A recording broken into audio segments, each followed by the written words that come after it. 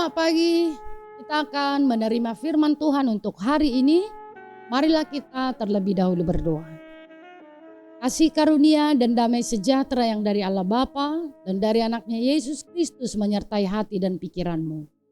Amin. Firman Tuhan dari kitab Amsal pasal 3 ayat 25 sampai 26. Janganlah takut kepada kekejutan yang tiba-tiba atau kepada kebinasaan orang fasik bila itu datang.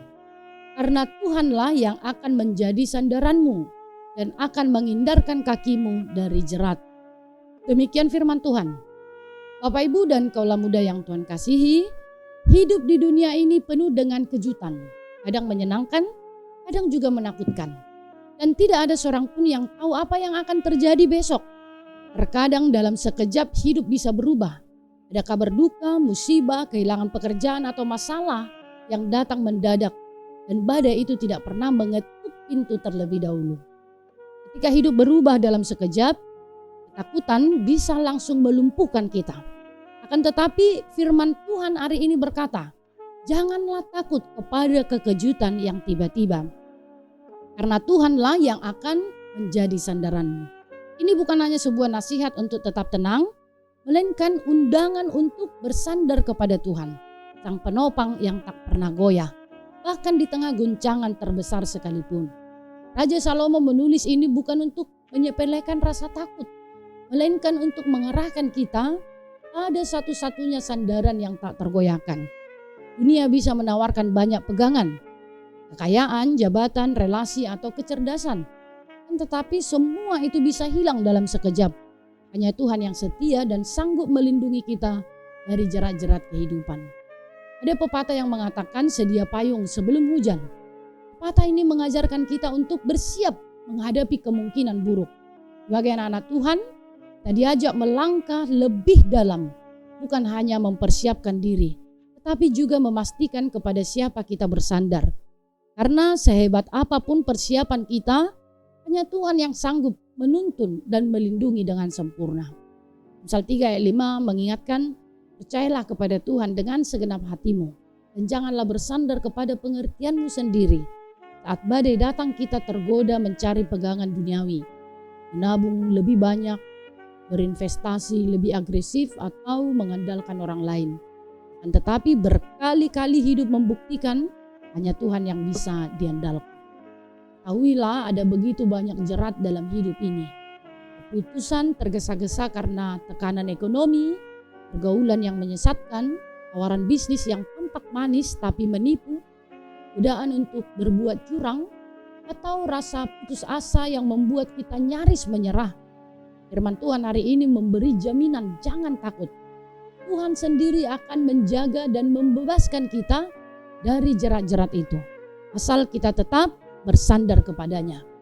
Bapak Ibu dan kaulah muda yang dikasihi Tuhan, jangan biarkan rasa takut mengambil alih hidup saudara.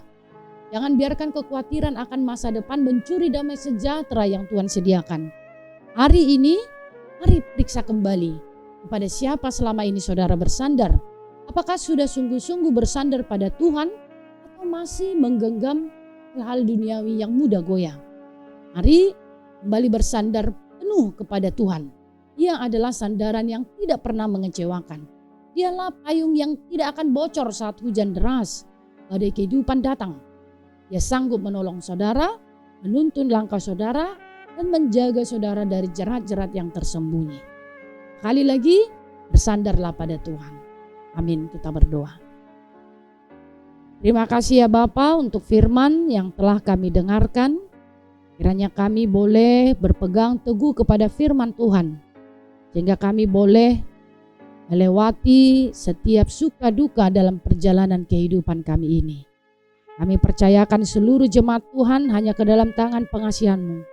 Kiranya Engkau curahkan berkat-berkat-Mu dalam setiap kehidupan jemaat-Mu. Untuk mereka memulai aktivitas sepanjang hari ini, Tuhanlah yang menolong. Kami juga berdoa untuk saudara-saudara kami yang masih dalam pemulihan. Kiranya Engkau sempurnakan kesehatan mereka, memberikan kesembuhan. Juga memberkati saudara-saudara kami yang merayakan ulang tahun kelahiran pada hari ini. Kiranya Engkau tambahkan umur yang panjang, Engkau tambahkan hikmat, Engkau tambahkan berkat-berkat-Mu dalam kehidupannya. Demikian juga dengan keluarga yang merayakan ulang tahun pernikahan. Curahkan damai sejahtera, curahkan cinta kasih-Mu ke tengah-tengah keluarga mereka, sehingga mereka semakin diberkati dan boleh menjadi keluarga-keluarga teladan di tengah-tengah kehidupan masyarakat. Kami juga berdoa untuk bangsa dan negara kami ini, kiranya Engkau berkati Bapak Presiden dan seluruh orang-orang yang turut ambil bagian di tengah-tengah negara ini, sehingga negara ini boleh dipulihkan dan kebijakan-kebijakannya untuk mensejahterakan rakyat. Tuhan, kami siap melanjutkan aktivitas dengan penyertaan Tuhan. Ampuni kami atas segala dosa kami, supaya kami layak menerima kasih-Mu. Demi Kristus, terimalah doa kami ini. Amin. Selamat beraktivitas, Tuhan memberkati.